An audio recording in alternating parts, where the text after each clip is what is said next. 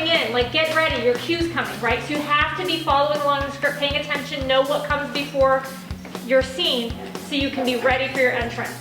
And maybe when you become a 12, they'll give you the assignment of storyteller. I don't think we've had a storyteller in the community for a long time. What if we're all friends and we don't know it? And also there's another Lily and another Jonah and another father and another mother and... Lily, it's bedtime.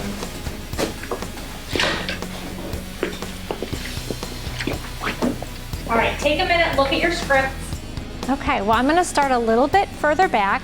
So I was at Prospect for 15 years, and the last couple of years I was there, we had a program called Prospect Arts Academy, and we had people coming in from Mad Factory and choristers and some of the local organizations for the arts.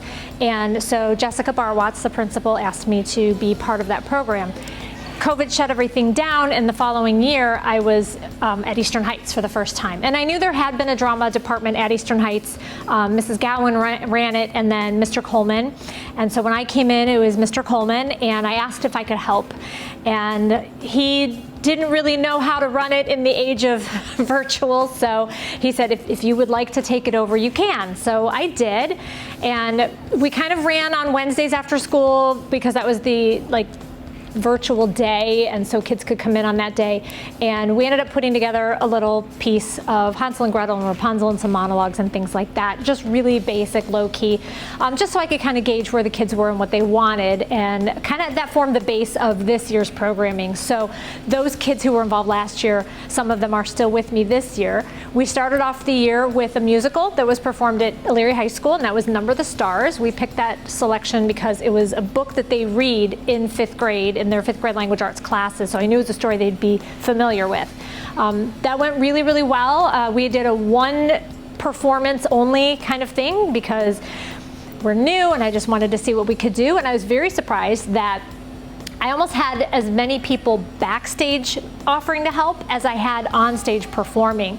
So that is one thing I love about this building. I have a lot of kids who are interested in crew and the background work and how do I do scene changes and costuming and things like that. So I like what I have here, and I'm trying to pull the strengths of those kids. So we did a showcase performance in January where my performers got to sing songs from various musicals, all kind of around a central theme of growing up.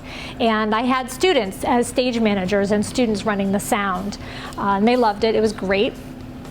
So right now we are in the process of rehearsals for a show called The Giver, which is another novel. It's actually another Lois Lowry novel.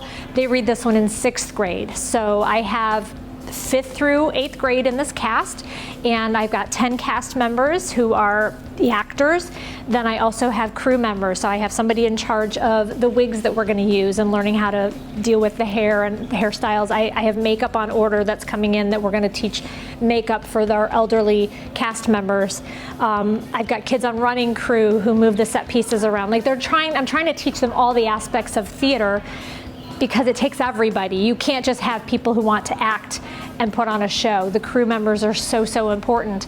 And I know during the theater return after COVID, we saw a lot of that, the crew members and getting thanked by cast members on stage, even in New York. Just, there's so many people behind the scenes that we don't see when the curtain opens. And these kids need to learn all of that, and they need to know all of that. And it kind of helps with life too. You can't get through life by yourself.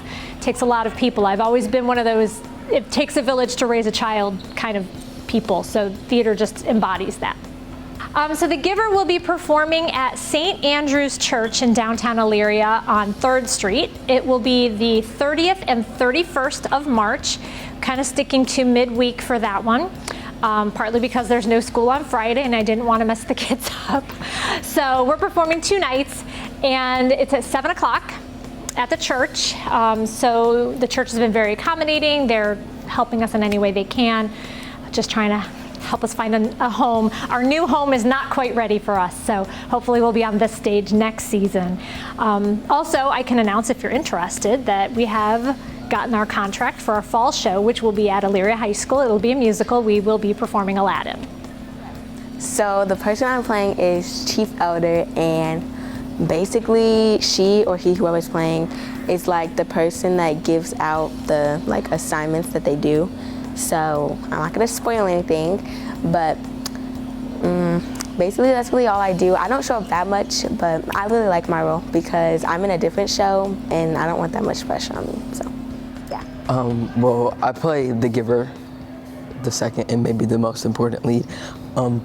And I got involved with this because at the beginning of the year, I did Number the Stars, and I was really interested in continuing going on with it. And so I had a lot of fun, and I decided to go for a bigger role. And I landed this one, which is one of the most important roles in the show. So I'm playing Fiona, and she is this 11-year-old girl who eventually turns 12. She is a friend of Jonas. She spends most of her volunteering hours taking care of the old people at the House of the Old. And I wanted to get involved in this because at the beginning of the year, I was in the play Number the Stars, and after that, since that was like my first big show, I've just really enjoyed performing. It's like been really amazing for me.